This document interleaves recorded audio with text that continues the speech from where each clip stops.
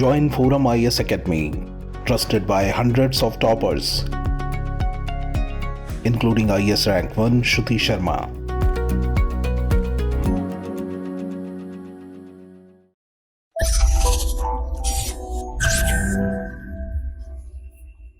Hello everyone, welcome back to daily current affairs quiz by forum IAS. Daily हम prelims 2023 के लिए जो topics important हैं उसको उठाते हैं और उसको क्विज के फॉर्म में डिस्कस करते हैं, एमसीक्यू के फॉर्म में। और डेली हम 5 टॉपिक्स उठाते हैं। आज का जो पहला एमसीक्यू है वो है इंडिया जस्टिस रिपोर्ट 2022 के बारे में। Consider the following statements. India justice report ने 3-4 बारे में बात की है। पहली बात की है इसने वैकेंसीज के बारे में, ठीक है। दूसरी बात की है कि राइजिंग केसेस के बारे में, कि केस लोड बढ़ता जा रहा है। और तीसरी बात है कि इंक्रीजिंग पेंडेंसी के बारे में, ठीक है, कि जो केसेस हैं कि ऑन एन एवरेज कितने साल में इनका डिसीजन हो जाता है, कितने सालों में इनको इन केसेस खत्म किया जाता है। और तीसरी बात है इंफ्रास्ट्रक्चर से रिलेटेड है, कि जो जुडिशियल इंफ्रास्ट्रक्चर है वो कितना है इंडिया में। तो स्टेटमेंट 1 क्या है इसमें? As per the report the case pendency in high court is worse than in subordinate courts. Statement 2 there has been significant decrease in case load per जज। देखें, इंडिया में जो हाई कोर्ट्स हैं उनका जो पेंडेंसी का जो रेट है वो कहीं बुरा है लोअर कोर्ट से। पहला स्टेटमेंट करेक्ट है। सेकंड स्टेटमेंट की there has been significant decrease in case load, ऐसी बात नहीं है। रिपोर्ट के हिसाब से पिछले 5 सालों में केस लोड पर जज बढ़ा है, जबकि जो स्ट्रेंथ रहा है जजेस का वो सेम रहा है।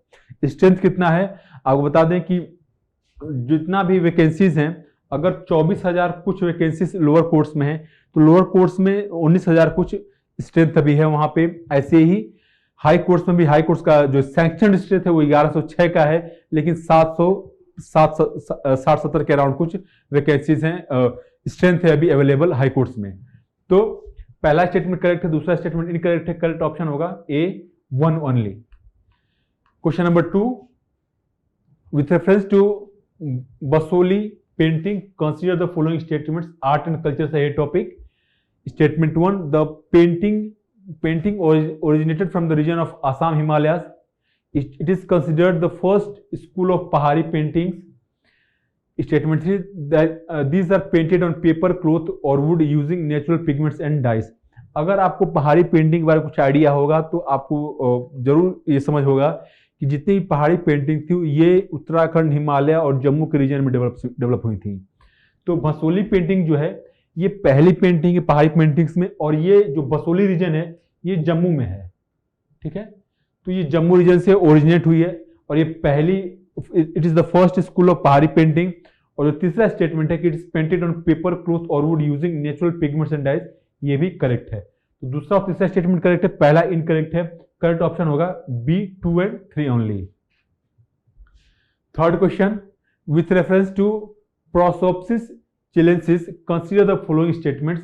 इस तरह के जो साइंटिफिक नेम्स होते हैं किसी चीजों के इन्वायरमेंट में, तो यूपीएससी काफी इस पर ध्यान देती है, उस तरह क्वेश्चन बार बार पूछे जाते हैं। Statement 1 it is a drought resistant plant. Statement 2 it is native to arid regions of Argentina. Statement 3 it is also known as Chilean mesquite. देखें, ये जो प्रोसोप्सिस चिलेंसिस है ये एक तरह का एलियन इन्वेसिव प्लांट है, ठीक है। इसका मतलब ये है कि ये जहां पे अगर चला जाए वहां का जो फ्लोरा है उसको डिस्टर्ब कर देगा, खत्म कर देगा।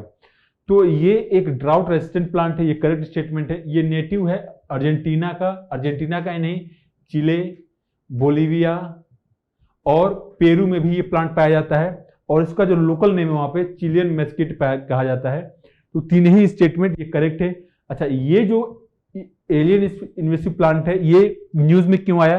क्योंकि जो gulf of Mannar biosphere reserve है तमिलनाडु कोस्ट के अराउंड, वहां पे ये इस प्लांट को पाया गया है और वहां का जो फ्लोरा है इसको धीरे धीरे खत्म कर रहा है। तो तीनों ही स्टेटमेंट इसके लेके करेक्ट हैं। क्वेश्चन नंबर 4, ये अगेन क्वेश्चन नंबर 4 भी गल्फ ऑफ मन्नार से रिलेटेड है, न्यूज में था ये, उसी जो इन्वेसिव एलियन प्लांट है उससे रिलेटेड है ये। Question number statement 1 it is the first maritime biosphere reserve in south and south east Asia. Statement 2 dugongs are found in the reserve. Statement 3 it includes only 2 distinct coastal ecosystems. पहला statement correct है कि पहला marine biosphere reserve है India का भी और south और south east Asia का भी। ड्यूगोंग्स में यहाँ पाए जाते हैं। ड्यूगोंग्स ऑलरेडी यूपीएससी ने पूछ चुका है, शायद एक बार से ज्यादा यूपीएससी ने पूछा है ड्यूगोंग्स के बारे में। ड्यूगोंग्स बोलते हैं सी काउ, ठीक है, सी काउ बोलते हैं। ये सिर्फ ग्रीन वेजिटेशंस खाते हैं, ये नॉनवेज नहीं खाते हैं। Statement 3, it includes only 2 distinct coastal ecosystem. Coastal ecosystems क्या हो सकते हैं? कोस्टल इकोसिस्टम्स हो सकते हैं कोरल रीफ्स, ठीक है, और क्या हो सकते हैं? सी ग्रास हो सकते हैं। थर्ड है मैंग्रोव्स। जो कोरल रीफ, सी ग्रास और मैंग्रोव से तीनों ही पाए जाते हैं gulf of Mannar biosphere reserve में। तो यहां पे जो स्टेटमेंट है कि इट इंक्लूड्स ओनली 2, ये गलत है। ये तीनों ही यहां पाए जाते हैं। तो करेक्ट स्टेटमेंट हमारा होगा 1 और 2 only. Option A. Coral reef जो है इंडिया में और कहां पाए जाते हैं? गल्फ ऑफ मन्नार में पहली बात पाए जाते हैं, और जो गल्फ ऑफ कच्छ है वहां भी पाया जाता है, लक्षद्वीप में पाया जाता है, फिर अंडमान और निकोबार में पाया जाता है। तो जो कोरल रीफ्स इंडिया में 4 जगह पाए जाते हैं, gulf of Mannar, gulf of Kutch, Lakshadweep और अंडमान निकोबार में 4 जगह पाए जाते हैं। Last question, question number 5, consider the following statements. India leads the world in rabies death, ठीक है। Statement 2, there are not enough animal birth control programs to control the population of stray dogs in India. Statement 3, there is no law in India to regulate the management of stray dogs. India में जितने भी, सबसे पहली बात तो ये है कि ये डाटा करेक्ट है कि इंडिया में सबसे ज्यादा रेबीज डेथ होता है, और जितना भी रेबीज डेथ होता है उसमें से 95% केसेस जो है जो स्ट्रे डॉग्स होते हैं उनकी वजह से होता है। अभी ये दिल्ली में रिपोर्ट आया कि 2 बच्चों का जान चला गया क्योंकि जो गली के कुत्ते थे उन्होंने उसको काट लिया था। पहला स्टेटमेंट करेक्ट है। सेकंड स्टेटमेंट करेक्ट है कि इतना ज्यादा डेथ इसलिए हो रहा है क्योंकि इंडिया में कोई पॉपुलेशन कंट्रोल प्रोग्राम नहीं है जो स्ट्रे डॉग्स हैं उनसे रिलेटेड। थर्ड स्टेटमेंट कि there is no law in India to regulate the management of stray dogs, ऐसी बात नहीं है।